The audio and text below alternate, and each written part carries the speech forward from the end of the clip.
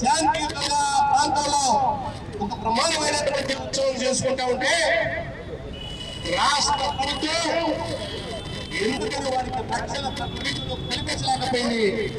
ఆ ప్రాంతంలో మీ అందరికీ తెలుసు, అక్కడ కొంతమంది ముస్లిం ముష్కరులు ముందుగానే ఒక పకడ్బందీగా ఒక వ్యూహాత్మకంగా రాళ్ల దాడికి సిద్ధపడి ఉన్నారని సంగతి మీ అందరికీ తెలుసు.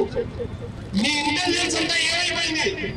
మీకున్నటువంటి ప్రభుత్వ వ్యవస్థలన్నీ ఏమైపోయాయి?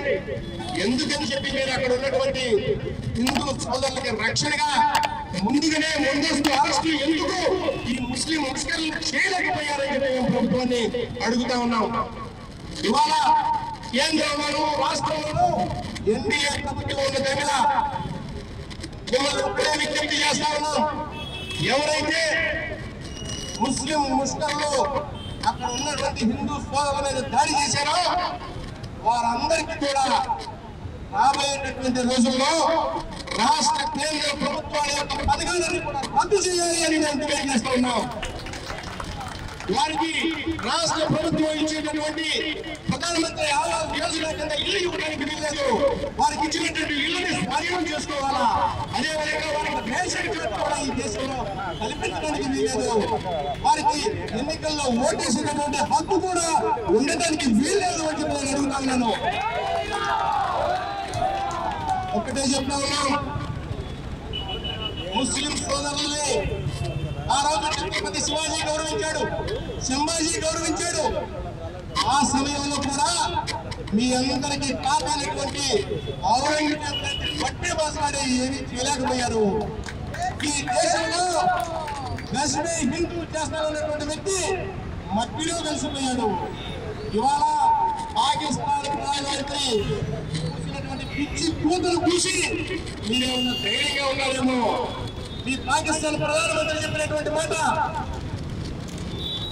ఏ రాజకీయైనా సరే ఆర్థికంగా యుద్ధంలో కూడా భారతదేశాన్ని ఓడిస్తానంటున్నాడు. అతని పేరు షాబాజ్.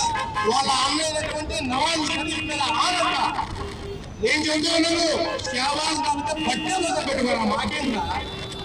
ఎవరైనా ఏదైనా కూడా ఒక్కడే హెచ్చరిక చేస్తా ఉన్నాం.